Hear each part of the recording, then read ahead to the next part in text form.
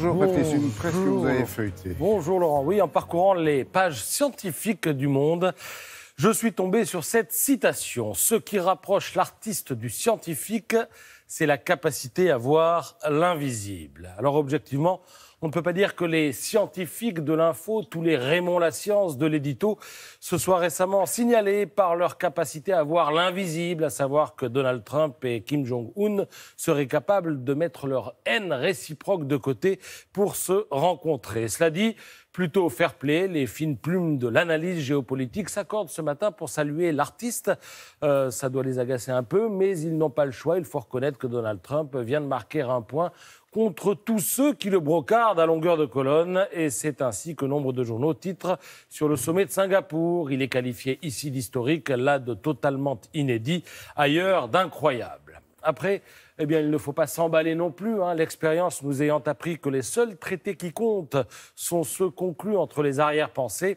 Eh bien, le Monde souligne que si tout a bien fonctionné à Singapour, c'est parce que les deux hommes sont unis par un seul et même souci, montrer que leur pari est payant. Chacun des deux peut donc s'en retourner devant son opinion publique pour la prendre à témoin de son intuition politique.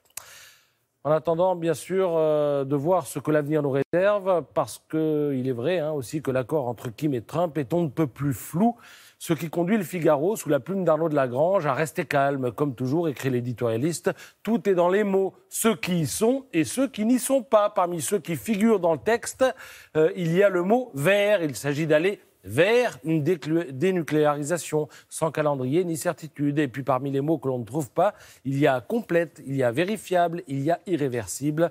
Trump a beaucoup donné à Kim, à commencer par le statut de dirigeant fréquentable, avec peu de concessions concrètes en retour. Voilà donc ce que vous lirez dans le Figaro, où l'édito s'achève un peu dans l'ironie. Sans doute est-il un peu tôt pour promettre le Nobel de la paix aux nouveaux amis de Singapour, écrit Arnaud de Lagrange. D'ailleurs, si d'aventure il convient un jour de remettre quelques récompenses que ce soit dans cette affaire, eh bien il ne faudra pas oublier le troisième homme, Moon Jae-in, j'espère que je l'ai bien prononcé, le président sud-coréen. Singapour, c'est lui. Il a réussi à réunir deux antagonismes. La réconciliation aura bien besoin de tels artisans de paix, discrets, patients et visionnaires, écrit Jean-Christophe Ploquin à propos de ce président sud-coréen qui s'est mis pas mal de monde à dos dans son pays où on affiche un optimisme modéré. C'est ce que vous lirez dans La Croix qui excelle dans l'euphémisme. Optimisme modéré, ça veut dire qu'on se méfie de Kim Jong-un comme de la peste et du choléra réunis. Alors, sachant que côté américain, on ne sait jamais non plus ce qui peut se passer. On a pris l'habitude de s'attendre à tout et à son contraire, d'où ce dessin pour finir de Aurel dans Le Canard, poignée de main historique. De toute façon, dit Trump, je ne respecte pas ce que je signe. Voilà, il faut toujours terminer sur une note d'humour, à défaut d'espoir. Merci beaucoup, Patrice.